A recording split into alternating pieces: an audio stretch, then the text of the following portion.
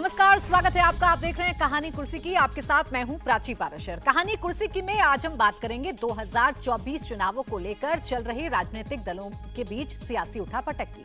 लोकसभा चुनाव को लेकर सियासी दांवपेच का सिलसिला जारी है। आज कहानी कुर्सी की में हम आपको बताएंगे कि कैसे पीएम मोदी अपने सबसे बड़े लाभार्थी वोटर्स का कुनबा बड़ा करते जा रहे हैं, तो दूसरी तरफ इंडिया अलायंस में अभी तक पेंच सीट शेयरिंग पर ही फंसा हुआ है। कांग्रेस ने नया दांव खेला है। 539 सीटों पर कोऑर्डिनेटर्स बनाकर कांग्रेस ने अलायंस में तो प्रेशर बढ़ा दिया। अब चर्चा इस बात को लेकर हो रही है कि क्या कांग्रेस अकेले चुनाव लड़ने जा रही है या फिर कांग्रेस प्रेशर क्रिएट कर ताव दिखाकर मोलभाव करने की नई जुगत में लग गई है। इसके बाद आज हम बात करेंगे बिहार, दिल्ली, पंजाब और यूपी में चल रही सियासी तनातनी की भी। बंगाल में अनएक्सपेक्टेड बुआ भतीजे की फाइट पर भी बात करेंगे और 22 जनवरी को होने वाले राम मंदिर उद्घाटन कार्यक्रम को लेकर तमाम विपक्षी पार्टियों की अलग अलग तैयारियों पर भी नजर डालेंगे। लेकिन पहले आपको बताते हैं प्रधानमंत्री नरेंद्र मोदी किस मिशन पर लगे हुए हैं। बात कर लेते हैं बीजेपी के विकसित भारत संकल्प यात्रा की। प्रधानमंत्री नरेंद्र मोदी ने वीडियो कॉन्फ्रेंसिंग के माध्यम से विकसित भारत संकल्प यात्रा के लाभार्थियों से संवाद किया। देश भर से विकसित भारत संकल्प यात्रा के हजारों लाभार्थी इस कार्यक्रम में शामिल हुए। साथ ही कई केंद्रीय मंत्री, सांसद, विधायक और स्थानीय स्तर के प्रतिनिधि भी इसमें शामिल हो रहे हैं। प्रधानमंत्री ने 15 नवंबर 2023 को इसकी शुरुआत होने के बाद से लेकर अब तक लाभार्थियों के साथ नियमित रूप से संवाद किया। उन्होंने वीडियो कॉन्फ्रेंसिंग के माध्यम से 4 बार 30 नवंबर, 9 दिसंबर, 16 दिसंबर और 27 दिसंबर को संवाद किया। इसके अलावा प्रधानमंत्री ने पिछले महीने अपनी वाराणसी यात्रा के दौरान लगातार 2 दिन यानी कि 17 और 18 दिसंबर को विकसित भारत संकल्प यात्रा के लाभार्थियों से आमने सामने बैठकर संवाद किया था। विकसित भारत संकल्प यात्रा देश भर में निकाली जा रही है, जिसका उद्देश्य सरकार की प्रमुख योजनाओं में परिपूर्णता हासिल करना है और इसके तहत ही सुनिश्चित किया जाएगा कि इन योजनाओं का लाभ सभी लक्षित लाभार्थियों तक समयबद्ध तरीके से पहुंचे। विकसित भारत संकल्प यात्रा ने 5 जनवरी 2024 को एक बड़ी उपलब्धि हासिल की, क्योंकि इस दिन यात्रा में शामिल होने वाले लोगों की संख्या 10 करोड़ का आंकड़ा पार कर गई। पीएम मोदी अब इस कारवां को और आगे बढ़ा रहे हैं। अब सवाल यह है कि प्रधानमंत्री नरेंद्र मोदी की इस विकसित संकल्प भारत की जो यात्रा है, इसे आप सरकारी कार्यक्रम के तौर पर देख रहे हैं या फिर प्रधानमंत्री नरेंद्र मोदी लगातार 54 दिन से कैंपेनिंग कर रहे हैं, घर घर तक पहुंच रहे हैं, लाभार्थी वर्ग का जो कुनबा है उसे प्रधानमंत्री बढ़ाते हुए नजर आ रहे हैं। आखिर इस योजना का, इस यात्रा का इंपैक्ट क्या है जमीन पर, इस पर हम चर्चा करेंगे। खास मेहमान हमारे साथ स्टूडियो में है राहुल महाजन, सीनियर जर्नलिस्ट, हर्षवर्धन त्रिपाठी जी, वरिष्ठ पत्रकार, और समीर चौगांवकर, वरिष्ठ पत्रकार हमारे साथ हैं। आप तीनों का बहुत बहुत स्वागत है। मैं शुरुआत राहुल जी आपके साथ कर रही हूं। प्रधानमंत्री जब लाभार्थियों से बात करते हैं, लगातार 54 दिन से वीडियो कॉन्फ्रेंसिंग भी होती है, एक दिन निश्चित किया जाता है, हर एक स्टेट में बात करने की कोशिश की जाती है। ग्राउंड पर इसका इंपैक्ट क्या है? एक सरकारी योजना, एक सरकारी कार्यक्रम, या 24 से भी जोड़कर देखें?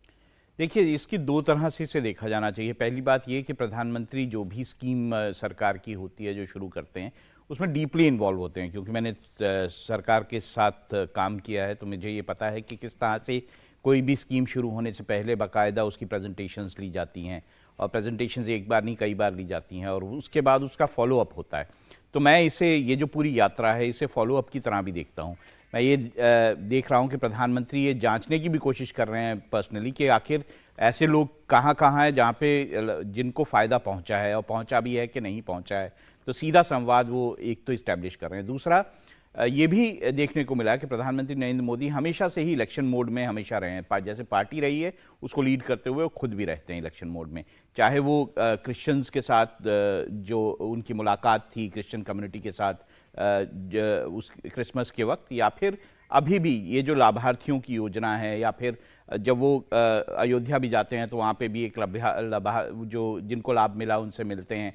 तो ये सारी जो चीज़ें हैं, वो आप इसको मानिए कि वो पूरी की पूरी जो योजना है उसको अपने अपने कंधों पे लेके चलते हैं। तो ऐसे में इससे इलेक्शन का जो, या फिर बीजेपी को जो फ़ायदा होता है वो तो होता ही है, लेकिन इससे ये भी फ़ायदा होता है कि जो योजनाएं शुरू की गई हैं वो आखिरकार लोगों तक पहुंचे। हमने देखा है कि कई राज्यों में योजनाएं तो शुरू कर दी जाती है, लेकिन जैसे राजस्थान में था, हेल्थ की स्कीम शुरू तो की गई, लेकिन अगर उसकी जांच करने जाओ कि कितने लोगों तक पहुंची है, तो आपको डेटा तक अवेलेबल नहीं होता है। तो ऐसे में ये बात बिल्कुल सही है कि बीजेपी जब कोई योजना शुरू करती है तो उसको एंड तक ले जाने की कोशिश करती है और उसमें जो पहल रहती है वो प्रधानमंत्री की खुद की रहती है। और प्रधानमंत्री की गारंटी, पीएम मोदी की गारंटी का जो जादू था वो इन 3 विधानसभा चुनावों में चला। तीनों राज्यों में बीजेपी की सरकार बनी है। हर्षवर्धन जी, क्या इसे इसी टेक के तौर पर देखा जाए कि पीएम घर घर तक भी पहुंच रहे हैं, लाभार्थियों तक पहुंच रहे हैं, अपना जो वोट बैंक उनका बढ़ता हुआ है उसे भी अपने साथ इंटैक्ट कर रहे हैं और साथ ही साथ अपनी सरकार का भी फीडबैक ले रहे हैं कि योजना पहुंच रही है या नहीं पहुंच रही है? देखिए, प्रधानमंत्री नरेंद्र मोदी के काम करने का तरीका वो लगभग अब सबको बहुत साफ साफ दिखता है, लेकिन उसके बावजूद न तो उसकी बहुत ढंग से राजनीतिक समीक्षा हो पाती है और न ही उसका परिणाम कैसे निकल कर आता है। अंत में लोग कहते हैं कि क्या हो गया, तो वो समझ नहीं पाते हैं। आप अगर ध्यान से देखें तो ये पूरी योजना क्या है, ये पूरी योजना जो चल रही थी वो योजना पहुंची है। अधिकारी पहले भी काम करते थे, अभी भी उसके साथ काम कर रहे हैं, लेकिन इसके साथ उन्होंने पार्टी सिस्टम को जोड़ दिया है। अब बड़े बड़े जो नेता हैं, यानी केंद्र के मंत्री हैं, केंद्र के पदाधिकारी हैं, राष्ट्रीय पदाधिकारी हैं, उनके कार्यक्रम दूसरी जगहों पर लग रहे हैं, राज्यों में लग रहे हैं, इंचार्ज बनाया जा रहा है। लेकिन उससे इतर जो ज्यादा प्रभावी होता है, प्रधानमंत्री कनेक्ट करते हैं बड़े वर्ग के साथ, और जो प्रदेश स्तर पर, स्थानीय स्तर पर नेता हैं, उनके कार्यक्रम अलग अलग जिलों में लग रहे हैं। अब जब जिलों में ऐसे कार्यक्रम लगते हैं तो एक बड़ा समूह जो लाभ पाया हुआ है, यानी जिसको आप कह सकते हैं कि आप सीधे सीधे उनको इस सरकार ने लाभ पहुंचाया है, इस सरकार की योजनाओं से उनके घर की जो तस्वीर थी वो बदली है, और उनका कोई 2, 1, 3, 4 नेता होते हैं जिनको वो पहचानते हैं, उनको वो साथ में आगे चलते हैं। अब ये जब कार्यक्रम चलता है तो आप इसको जब कहते हैं क्या प्रधानमंत्री नरेंद्र मोदी चुनाव प्रचार में लग गए हैं, तो निश्चित तौर पर चुनाव प्रचार में लग गए। लाभार्थियों को पकड़कर उनको समझा दिया गया कि आपकी योजना, इससे जो लाभ हुआ उसको कौन करा रहा है। जो नेता वहां है, जिसको मैं विशेष करके, ये केंद्रीय मंत्रियों का जाना या राष्ट्रीय पदाधिकारियों का ये अलग है, ये प्रभाव डालने के लिए होता है, लेकिन आपको 543 लोकसभा सीटों पर प्रत्याशी भी चयन करना है, और ये इतनी स्मूथली होता है, इतनी आसानी से होता है। इसको जो भारतीय जनता पार्टी का कैडर संघ का काम समझते हैं लोग, इसी में से ऐसे नेता को जिसको टिकट देना है, जिसको आगे बढ़ाना है, उसको भी चेहरा बना दिया जाता है। किसी एक विशेष लोकसभा क्षेत्र में हो सकता है कि उसके पीछे की रणनीति ही यही हो कि फलाना जी इसलिए भेजे जा रहे हैं प्रदेश से क्योंकि उनको वहां पर लोकसभा का चुनाव लड़ाना है। किसी को वहां पर टेस्टिंग की जा रही है। जो 4 लोग हैं वो अपनी ताकत लगाते हैं, वो दिखाते हैं कि नहीं हम भी इसके दावेदार हो सकते हैं। तो आप एक तरह से कहें कि ये प्रत्याशियों की सूची भी 1, 2, 3, 4 करके बन रही है, और वो सीधे सीधे, क्योंकि सबको कहा जा रहा है कि नमो ऐप पे फोटो डालो, सबको कहा जा रहा है प्रधानमंत्री को टैग कीजिए, भाजपा संगठन को टैग कीजिए, उसको एक्स पर डाल दीजिए, सबको कहा जा रहा है कि जितना संभव हो छोटे छोटे वीडियो बनाकर उसको आगे बढ़ाइए। अब अगर ये जितनी बातें मैं बोल रहा हूं तो किसी बहुत बड़े social media expert, campaign manager के मुंह से ये सब जब निकलेगा तो 500 करोड़ की डील हो जाएगी, और बिना 500 करोड़ की डील के, बिना किसी कैंपेन मैनेजर के, बिना किसी इलेक्शन मैनेजमेंट के, भारतीय जनता पार्टी विकसित भारत संकल्प यात्रा के जरिए अपनी 2024 लोकसभा चुनाव की तैयारी नोटिफिकेशन होने से बहुत पहले कर रही है। और उसके आगे, जिसको हम कहते हैं ना कि स्क्रीनिंग के बाद फिल्टरिंग होती है, अंत में एक नाम तक पहुंचते हैं, वहां तक पहुंचने की कोशिश होगी जनवरी से लेकर 10, 12 मार्च, 15 मार्च के बीच तक। बिल्कुल, यानी बीजेपी की जो मशीनरी है वो 3 स्तर पर समीर जी इस वक्त काम कर रही है। एक तरफ सरकार इस कार्यक्रम के जरिए घर घर तक पहुंच रही है, बीजेपी कार्यकर्ताओं को उद्देश्य दे दिया गया है कैसे बूथ मैनेजमेंट करना है, कैसे हर घर तक पहुंचना है, गली मोहल्ले तक पहुंचना है, ये सुनिश्चित कर दिया गया है। और बाकी काम जो राम मंदिर के बहाने वीएचपी और आरएसएस कर रही है घर घर अक्षत पहुंचाने का, उससे भी बीजेपी को लाभ होगा। निश्चित रूप से राम जन्मभूमि मंदिर का जो 22 तारीख को प्राण प्रतिष्ठा होने वाली है, उसका तो भारतीय जनता पार्टी को चुनाव में लाभ होगा ही। लेकिन आप देखिए, प्रधानमंत्री मोदी अभी राजस्थान गए थे 2 दिन के लिए, बैठक के लिए। वहाँ पर उन्होंने भारतीय जनता पार्टी के पदाधिकारियों के साथ बैठक की, मुख्यमंत्री के साथ बैठक की, स्पष्ट निर्देश देकर आए कि विकसित भारत की यात्रा में केंद्र की जो योजना है वह किसी भी स्थिति में आपको 31 जनवरी तक लोगों तक पहुंचाना है, लोगों तक लाभार्थी का बड़ा वक्त तैयार करना है, और हर घर तक पहुंचने की व्यवस्था सुनिश्चित करना है कि 10 मार्च तक राजस्थान के हर घर तक भारतीय जनता पार्टी का कार्यकर्ता, फिर वो सांसद भी हो, विधायक भी हो, राज्य सरकार का मंत्री हो, केंद्र का मंत्री हो, प्रधानमंत्री की योजनाओं को लेकर जाना, और 25 की 25 लोग सीट जो है उस पर मैसेज कन्वे करना है। मुझे लग रहा है भारतीय जनता पार्टी इस तैयारी में जुड़ गई है, और 543 सीटों के अंदर अगर भारतीय जनता पार्टी 450 सीटों पर लड़ने की तैयारी कर रही है, तो हर सीट पर सांसद को लगा दिया गया है, वहां पर केंद्रीय मंत्री की ड्यूटी लगा दी गई है, जहां राज्य सरकार है वहां राज्य के मंत्री को लगा दी गई है, मुख्यमंत्री को मॉनिटर करने के लिए कहा गया है, प्रदेश अध्यक्ष को प्रदेश संगठन महामंत्री को विकसित भारत यात्रा को ऑर्गेनाइज करने के लिए कहा गया है। मुझे ऐसा लगता है कि प्रधानमंत्री की योजना है, प्रधानमंत्री चाहते हैं कि उनके लाभार्थी तक बात पहुंचे। अब देखिए, प्रधानमंत्री खुद अयोध्या जब गए थे तो 10 करोड़ जो लाभार्थी थे मांझी, उनके घर प्रधानमंत्री मोदी गए। तो मुझे ऐसा लगा कि प्रधानमंत्री मोदी लगातार संवाद कर रहे हैं और प्रधानमंत्री मोदी और केंद्र की योजना है और भारतीय जनता पार्टी के कार्यकर्ता उसे हर घर तक पहुंचाना चाह रहे हैं, सुनिश्चित करना चाह रहे हैं कि केंद्र की योजना है वो अंतिम लाभार्थी तक पहुंचे और उसके माध्यम से उसके आसपास के जो पड़ोसी है उन तक भी ये मालूम पड़े कि यह जो लाभार्थी है यहाँ प्रधानमंत्री मोदी और केंद्र की योजना है उसके कारण से क्या क्या लाभ हुआ है। मुझे लग रहा है एक बड़ा vote bank Bharatiya Janata party इसके माध्यम से तैयार कर रही है। हालांकि प्रधानमंत्री मोदी का उद्देश्य वोट बैंक तैयार नहीं करना है। प्रधानमंत्री मोदी का उद्देश्य और केंद्र सरकार का उद्देश्य है कि जो योजना लागू करी है वह अंतिम व्यक्ति तक पहुंचे और उससे में केंद्र सरकार की पूरी कोशिश है। भारतीय जनता पार्टी का संगठन चुनाव के पहले ऐसे लाभार्थियों को इकट्ठा कर एक बड़ी रैली दिल्ली के अंदर ऑर्गेनाइज करना चाहता है जिसमें सभी लाभार्थी शामिल होंगे। मुझे लग रहा है ये एक बड़ा वोट बैंक है जो आने वाले चुनाव में भारतीय जनता पार्टी के पक्ष में वोट करेगा। अगर इसी तरह से लाभार्थी का भारतीय जनता पार्टी का अगर एक डाटा तैयार हो जाता तो मुझे लग रहा है भारतीय जनता पार्टी का जो 50% का वोट बैंक है और जो 400 सीटों का जो टारगेट है वहां तक पहुंचने के लिए भारतीय जनता पार्टी को ये विकसित भारत की जो यात्रा है, जो लाभार्थी है, एक बड़ा सपोर्टिव फैक्टर बनने वाला है। बिल्कुल ये कह सकते हैं कि एक तरफ मोदी प्रचंड जीत की तैयारी कर रहे हैं, एक सटीक तैयारी कर रहे हैं, घर घर तक कैसे पहुंचना है, सीधे वोटर्स तक कैसे पहुंचना है, ये प्रधानमंत्री मोदी जानते हैं, ये बीजेपी जानती है, उस दिशा में बीजेपी काम कर रही है। तो वहीं दूसरी तरफ अगर आप इंडिया अलायंस को देखेंगे, आप इंडिया गठबंधन की तैयारी देखेंगे तो अभी कांग्रेस की स्थिति ऐसी नजर आ रही है कि कांग्रेस मोलभाव भी करना चाहती है, कांग्रेस दाव भी दिखाना चाहती है, कांग्रेस अपनी शर्तों पर फिलहाल गठबंधन करना चाहती है। और ये अपनी शर्तों पर कैसे हो रहा है ये आपको एक बानगी से समझ में आएगा कि कांग्रेस ने लोकसभा की 539 सीटों पर अपने कोऑर्डिनेटर्स नियुक्त कर दिए हैं। कांग्रेस ने 543 में से 539 सीटों पर अपने कोऑर्डिनेटर नियुक्त किए हैं, जिसके सीधे मतलब ये निकाले जा रहे हैं कि या तो कांग्रेस प्रेशर पॉलिटिक्स करना चाहती है या कांग्रेस इन तमाम सीटों पर अपना दावा पेश करना चाहती है। क्या कांग्रेस इंडिया अलायंस में साथ रहकर कोई बातचीत कर पाएगी? क्या इंडिया अलायंस में साथ रहकर 2024 में मोदी के सामने चुनौती पेश कर पाएगी, या इस सीट शेयरिंग के बहाने ही कांग्रेस इस इंडिया अलायंस से अलग हो जाएगी? ये चर्चा अब तेज हो गई है।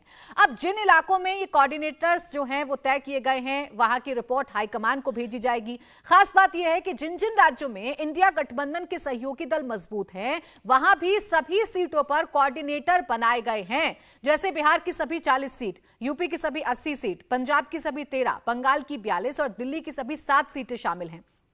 हालांकि महाराष्ट्र की 48 में से 46 सीटों पर कोऑर्डिनेटर तैनात किए गए हैं। जो 2 सीटें छोड़ी गई हैं उसमें शरद पवार की बारामती सीट शामिल है। तो कांग्रेस ने अपनी मंशा को जाहिर कर दिया है। कांग्रेस ने अपने जो घटक दल हैं, जो उनके साथ आ रहे हैं, जो राजनीतिक दल उनके साथ इंडिया अलायंस में आ रहे हैं, उनको भी मैसेज क्लियर कर दिया है। अब ये कितना मुश्किल कांग्रेस के लिए होगा या पूरे अलायंस के लिए होगा, इस पर चर्चा करेंगे। लेकिन बीजेपी अब इस पर चुटकी ले रही है। बीजेपी नेता और पश्चिम बंगाल बीजेपी के प्रदेश अध्यक्ष सुकांत मजूमदार ने कांग्रेस पर तंज कसा। सुकांत मजूमदार ने कहा कि अगर कांग्रेस पार्टी सभी 539 सीटों पर चुनाव लड़ना चाहती है, जब कोऑर्डिनेटर्स नियुक्त किए हैं, तो बाकी सहयोगी आखिर क्या करेंगे? साथ ही कहा कि ममता बनर्जी ने मल्लिकार्जुन खड़गे को बलि का बकरा बना दिया है। 545 सीटों में कांग्रेस तैयारी कर रहा है, मतलब कांग्रेस लड़ेगी। तो कांग्रेस अगर 545 सीटों में लड़ेगी तो ये अलायंस का क्या होगा?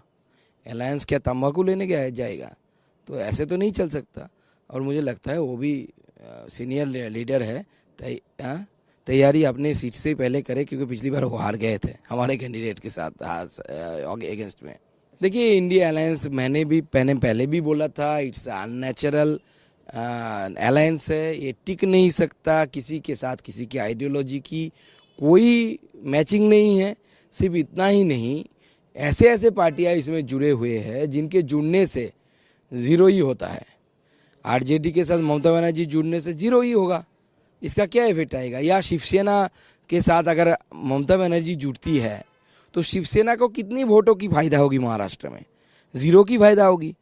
वाइस वर्सा इधर है, शिवसेना जुड़ने से ममता बनर्जी को 0 वोट की फायदा होगी। उल्टे 2-4 मुस्लिम वोट भाग जाएंगे। मोदी लहर के आगे ये लोग टिक ही नहीं सकते। मोदी जी को तो मान लिया इन लोगों ने कि यही प्राइम मिनिस्टर बनने वाले हैं, इसलिए ममता बनर्जी जो हर जगह में अपना फोटो चिपकाता रहती है, अपना नाम चिपकाती रहती। तो बीजेपी चुटकी ले रही है, लेकिन दूसरी तरफ इंडिया अलायंस की जो तैयारी है वो फिलहाल आधी अधूरी नजर आती है। स्टेट वाइज कैसे ये तैयारी आधी अधूरी है, इस पर आगे हम चर्चा करेंगे, एक एक स्टेट की बात आपके सामने रखेंगे। लेकिन फिलहाल 539 सीटें जो कांग्रेस जिन पर कोऑर्डिनेटर उतार रही है हर्षवर्धन जी, इसे कांग्रेस का कैसा दांव समझा जाए? क्या कांग्रेस प्रेशर बना रही है या कांग्रेस तैयार कर रही है अपने आप को कि उसे अकेले चुनाव लड़ना है 2024 में? नहीं, मुझे कतई नहीं लगता है कि कांग्रेस पार्टी कोई अकेले चुनाव लड़ने की तैयारी कर रही है। न तो उसकी इतनी सामर्थ्य है, न अभी के लिहाज से देखें तो बहुत कोई बुद्धिमानी भरा निर्णय होगा। कांग्रेस पार्टी अपना सांगठनिक ढांचा थोड़ा सा दुरुस्त कर लेना चाहती है। वो ढांचा बहुत कमजोर है, वो पूरी तरह से टूटा हुआ है, बिखरा हुआ है।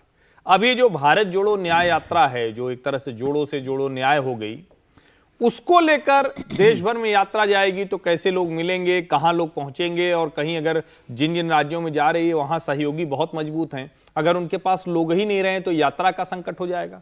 तो एक तरह से कांग्रेस पार्टी एक तो वो पक्ष देख रही है। दूसरा, अगर वो इन सीटों पर एक कोऑर्डिनेटर नियुक्त कर देती है तो कम से कम जब टेबल पर बैठेंगे तो ये बता पाएंगे कि हमारे कोऑर्डिनेटर से हमारे पास से फीडबैक आया है, मुझे ये जानकारी है कि मेरी पार्टी कितनी सीटों पर लड़ सकती है।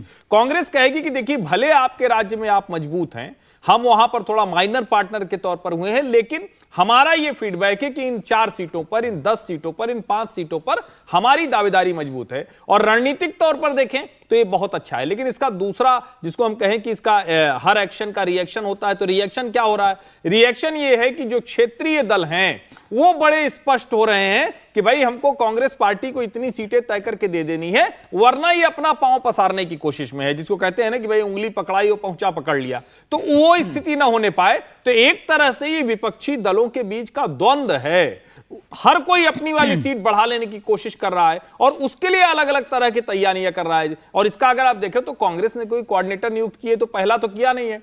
जनता दल यूनाइटेड और राष्ट्रीय जनता दल ने बिहार में अपना बांट लिया।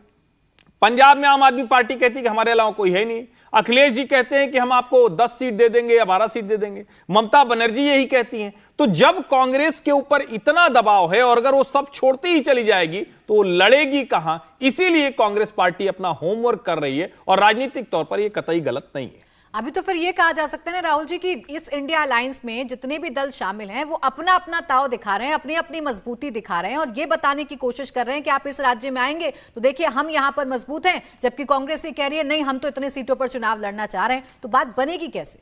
देखिए, अभी ना बातचीत शुरू हुई है इसमें, जो कांग्रेस है वो आपसे बातचीत कर रही है। कांग्रेस ने बिहार में जो है वो बातचीत करनी शुरू की है। तो देखिए, एक तो जैसे हर्षवर्धन जी कह रहे थे, मैं पूरी तरह सहमत हूं कि वो अपना संगठन ठीक कर रहे हैं। माफ कीजिएगा, उन्होंने बीजेपी से काफ़ी कुछ क्यों लिया है। बीजेपी का संगठन जिस तरह से ऑर्गेनाइज्ड वे में चुनाव लड़ता है, उसी तरह से इस बार कांग्रेस की कोशिश है कि वो ऑर्गेनाइज्ड वे में चुनाव लड़े। अब उन्होंने 8 राज्यों में पोल पैनल भी अपने पूरे बना दिए हैं। तो उनका जो मतलब कोशिश है वो ये है कि पूरी तरह से वो अपना संगठन खड़ा कर लें, क्योंकि जब आप नेगोशिएटिंग टेबल पे बैठते हैं तो आपने 9 सीटें मांगी, उन्होंने कहा 4 सीटें, जैसे कि मतलब बिहार में हो रहा है कि वो कहेंगे 4 सीटें हम दे रहे हैं, वो कह रहे हैं 9 हमारे को चाहिए कांग्रेस को।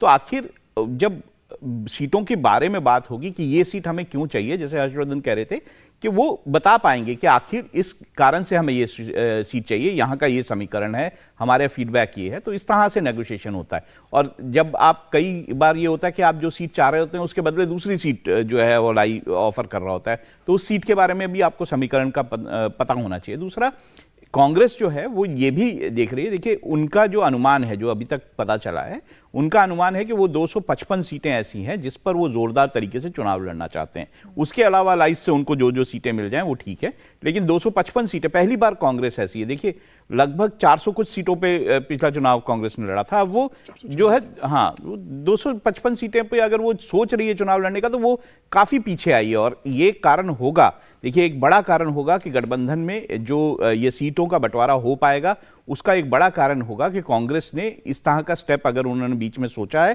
कि वो कम सीटों पर लड़ेंगे, तो शायद इसी कारण से सोचा है कि इस तरह का गठबंधन हो पाए।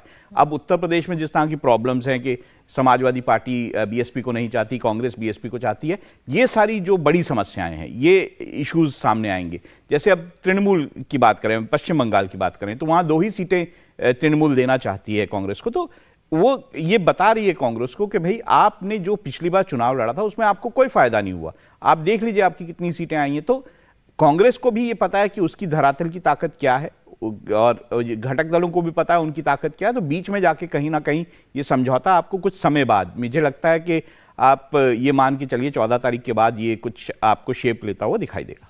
अपनी संगठन की तैयारी तो कांग्रेस कर रही है, अपने आप को मजबूत तो कांग्रेस कर रही है समीर जी, लेकिन इससे एक मैसेज भी जा रहा है और खुलकर बयान जो पार्टनर्स हैं इस इंडिया अलायंस में उनके नेताओं के भी सामने आ रहे हैं कि कांग्रेस रिजिड हो रही है या कांग्रेस उन राज्यों में तो आपको सीट देना नहीं चाहती जहां वो खुद मजबूत है, लेकिन जहां पर स्थानीय दल मौजूद है वहां पर अपनी डिमांड जरूर रख रही है कांग्रेस कि हम इतने सीटों पर ही चुनाव लड़ेंगे। देखिए 2019 के चुनाव की बात की तो कांग्रेस 426 सीटों पे लड़ी थी और 150 सीटों पे कांग्रेस की जमानत जब्त हो गई थी, 52 सीटों पे कांग्रेस जीती थी। वही भारतीय जनता पार्टी को देखेंगे तो 436 सीटों पे चुनाव लड़ी थी और भारतीय जनता पार्टी की 50 सीटों पे जमानत जब्त हुई थी, लेकिन 303 सीटें भारतीय जनता पार्टी जीत चुकी थी। तो कांग्रेस भले ही अपने 543 सीटों पर कैंडिडेट अपॉइंट कर दिया, 400 सीटों पर कर दे, कांग्रेस जमीनी स्तर को जानती है कि ज़्यादातर सीटों पर उसकी जमानत जब्त होने वाली है। कांग्रेस की समस्या ये कि कांग्रेस जहां पर भारतीय जनता पार्टी से डायरेक्ट फाइट करती है, ऐसी 200, 250, 300 सीटों के ऊपर कोई वहां पर स्थानीय क्षेत्रीय दल नहीं है। तो वो क्षेत्रीय दल कह रहे हैं कि भाई आप अपने राज्यों में जहां आपसे भारतीय जनता पार्टी के साथ चुनौती है, आप वहां पर भारतीय जनता पार्टी के खिलाफ लड़िए, हम वहां पर है नहीं।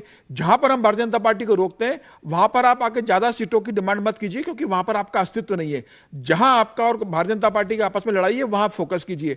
मुझे ऐसा लग रहा है कि कांग्रेस इस बात को जानती है कि वह भारतीय जनता पार्टी को डायरेक्ट फाइट में हरा नहीं सकती और उन्हें लग रहा है कि 85 सीटें जो गठबंधन सहयोगी से मांग रही है उसमें से कम 50-60 सीटें अगर उन्हें मिलती है तो वह सीटें गठबंधन सहयोग के साथ वह जीत जाएगी, तो उनकी टैली बढ़ने में उन्हें मदद होगी।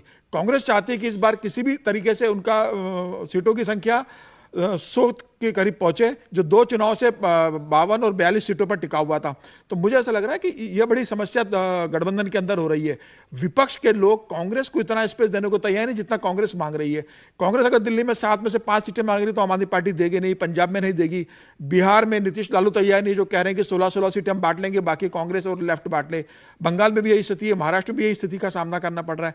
मुझे लग रहा है कांग्रेस के साथ यही समस्या सबसे बड़ी आ रही है कि सहयोगी दल कांग्रेस को अपने राज्य में कदम रखने देना नहीं चाहते हैं और कांग्रेस उनके राज्य के अंदर अपने सीटें ज्यादा मांग रही है और इसी कारण अभी बातचीत हो नहीं पा रही है। मुझे ऐसा लगता है कि 14 के पहले राहुल गांधी की जो यात्रा, भारत न्याय यात्रा जो शुरू कर रहे हैं 14 जनवरी को, उसके पहले कांग्रेस अपने सहयोगी के साथ सीटों का बंटवारा कर लेगी। आज दिल्ली की बैठक हो रही है, बिहार को लेकर 10 सीटों का इन्होंने दे दिया है ऑलरेडी कल कि हम 10 सीटों पर लड़ेंगे। तो ऐसी स्थिति मुझे लग रहा है कि कांग्रेस के लिए सबसे बड़ी चुनौती अपने सहयोगी दलों को भरोसा दिलाना कि वह जितने सीटों की डिमांड कर रही है उस पर वो जीतने की स्थिति में है।